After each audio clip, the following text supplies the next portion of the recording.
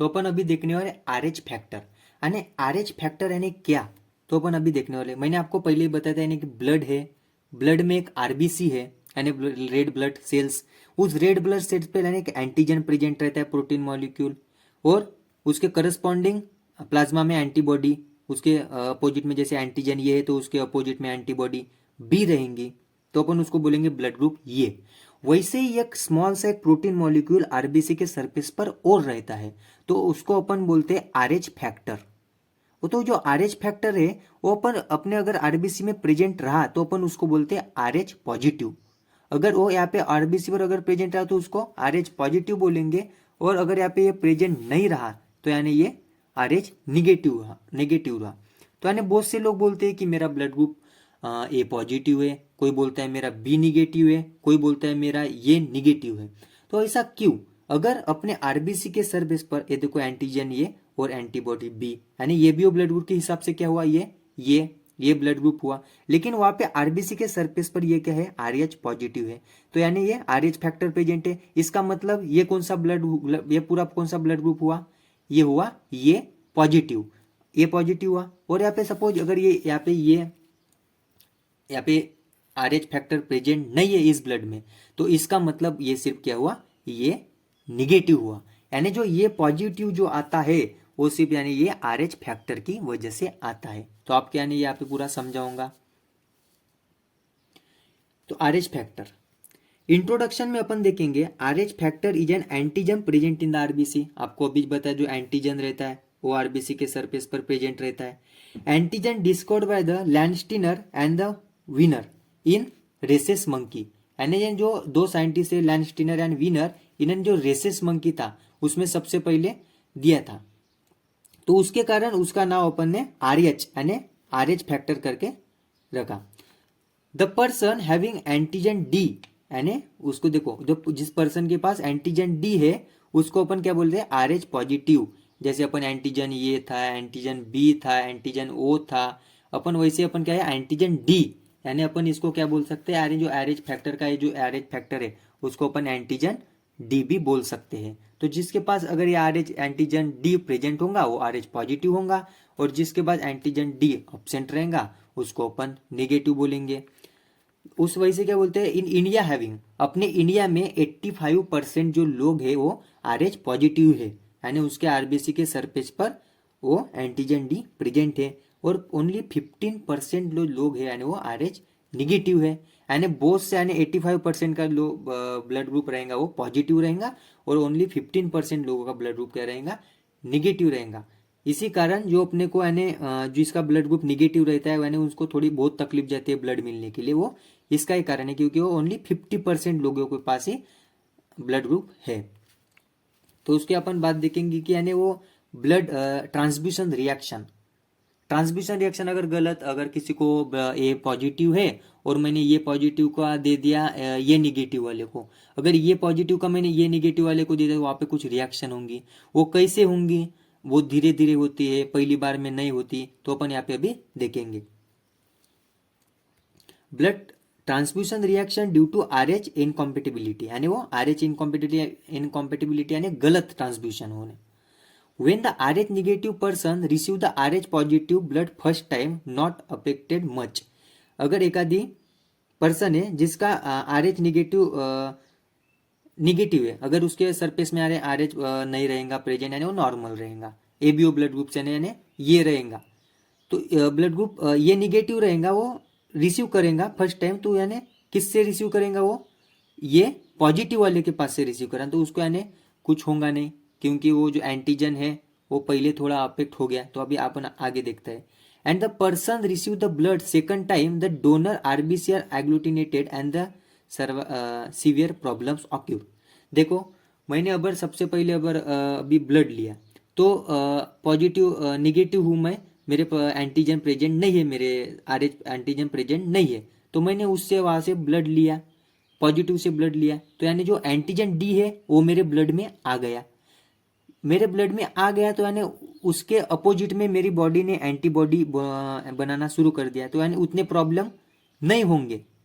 लेकिन धीरे धीरे मेरी बॉडी ज़्यादा एंटीबॉडी क्रिएट करती जाएंगी और जो एंटीजन डी है उसके साथ में रिएक्शन करेंगी और रिएक्शन करने के बाद जो वो ब्लड है एंटीजन डी और एंटीबॉडी डी उन दोनों में रिएक्शन होंगे, ब्लड क्या होगा, क्लॉट होगा और यानी सीवियर प्रॉब्लम्स आगे जाके हो सकते हैं। यानी यहाँ से ये ट्रांसड्यूसन रिएक्शन यानी RH इनकम्पेटिबिलिटी ऐसे हो सकते हैं। वैसे एक सबसे यानी पेपर की सबसे इंपॉर्टेंट एग्जाम्पल यानी इरिथ्रोब्लास्टोसिस फीटस। इतना इंपॉर्टेंट क्वेश्चन है कि यानी ये पूछते हैं इरिथ्रोब्लास्टोसिस फीटस यानी क्या होता है, तो अपन यहाँ पे अभी देखने वाले। इरिथ्रोब्लास्टोसिस फीटस यानी ये RH इनकम्पेटिबिलिटी का एक एग्जाम्पल है, यानी एक डिसीज है कि अगर गलत ब्लड इधर से उधर हुआ, पॉजिटिव अगर निगेटिव के पास गया और निगेटिव पॉजिटिव के पास गया तो यानी क्या होगा, तो अपन यहाँ पे भी देखने वाले। ये जो इरिथ्रोब्लास्टोसिस फीटस यहाँ पे यानी इसका नाम में मीनिंग छुपा हुआ है। इरिथ्रोब्लास्टोसिस यानी इरिथ्रो यानी रेड ब्लड सेल्स का, ब्लास्टोसिस यानी वो डिस्ट्रैक्शन होना है, टूट जाना, आरबीसी का डिस्ट्रैक्शन किस में, फीटस में। ध्यान से देखो किस में, फीटस में। तो यानी वो जो डिसीज है किस में होता है, फीटस में, न्यू बॉर्न बेबी में होता है। बहुत से लोग बोलते हैं कि फीमेल में होता है, लेकिन ये फीमेल में नहीं होता है, ये छोटे बच्चे में होता है। Disease in the foetus and newborn, देखो ये इंपॉर्टेंट लाइन है, disease is a foetus and newborn caused by the difference between RH blood group of the mother and baby। यानी जो डिफरेंस रहेगा बिटवीन काय में, RH ब्लड ग्रुप का mother और बेबी में। Mother is RH negative, suppose एक mother है वो RH निगेटिव है, यानी RH निगेटिव यानी उसका मतलब उसके ब्लड ग्रुप में एंटीजन डी प्रेजेंट नहीं है, RH फैक्टर उसके पास प्रेजेंट नहीं है। But the foetus is RH positive, लेकिन उसका जो फीटस है उसके पेट में यानी जो उसका फीटस है वो RH पॉजिटिव है, तो यानी क्या होगा, तो यानी ये आगे जाकर यानी ये तकलीफ हो सकती है कि यानी RH पॉजिटिव फीटस होना चाहिए और RH निगेटिव मदर होना चाहिए। RH antigen can not pass through the blood, जो एंटीजन जो अपना RH एंटीजन रहता है वो can not pass through the blood because the placenta barrier, यानी जो प्लेसेंटल बैरियर है वहां से एंटीजन कभी पास नहीं होता। RH antigen can not pass, antigen वहां से पास नहीं होता। लेकिन टाइम ऑफ द डिलीवरी, अगर उस लेडीज की अगर डिलीवरी हो रही है of the child, foetus blood leak, यानी जो फीटस ब्लड होता है leak into mother blood because of the placenta detachment. देखो अपनी लेडीज की डिलीवरी होती है तो अपना जो प्लासेंटा रहता है वो प्लासेंटा को अपने को डिटैचमेंट करना पड़ता है बेबी के प्लासेंटा से। कुछ मैटरनल रहता है, मैटरनल प्लासेंटा और बेबी का प्लासेंटा, ऐसे दो पार्ट रहते हैं। यानी वो अपन वहां से कट लगाएंगे, सपोज ये प्लासेंटा यहाँ पे अगर कट लगाएंगे तो यानी जो ब्लड है तो ये ब्लड मम्मी के जो लेडीज रहेंगी उसके ब्लड में मिक्स होगा वहाँ पे उसके यानी यूटेरस में, तो यानी वो ब्लड होगा, तो यानी वो ब्लड तो वहाँ पे फिर बॉडी में, मदर के बॉडी में गया, तो यानी ब्लड जाने के कारण फिर वहाँ पे प्रॉब्लम्स क्रिएट होते हैं। तो अपन अभी आगे देखने वाले। तो यानी वहाँ पे ब्लड यानी मदर के बॉडी में गया प्लासेंटा डिटैचमेंट के बाद में, तो mother develop RH antibody with in month. यानी वो जो मदर थी उसके पास तो बेचारी के पास कुछ नहीं था, लेकिन ये बच्चे का वहाँ पे ब्लड जाने के कारण फिर वहाँ पे क्या हुआ, वो एंटीजन गए, RH एंटीजन, क्योंकि वो RH पॉजिटिव था बेबी। तो RH एंटीजन जाने के बाद में वहाँ पे उसके मम्मी में बॉडी में यानी एंटीबॉडी डेवलप होना शुरू हुई विद इन द मंथ, कुछ महीने बाद में। Mother conceive the for the second time and foetus happens to be RH positive. अगर गलती से दूसरी बार भी वो मदर कंसीव कर रही है प्रेगनेंसी, तो मदर के बॉडी में पहले से यानी उसके एंटीबॉडीज डेवलप हो गए, काई के अपोजिट में एंटीसिरा डी के, यानी जो RH पॉजिटिव है उसके अपोजिट में मम्मी के पेट में यानी क्या हुआ, अपोजिट में यानी वो एंटीबॉडी डेवलप हुई। उसके बाद में वो जो बेबी था सेकंड बेबी भी RH पॉजिटिव था।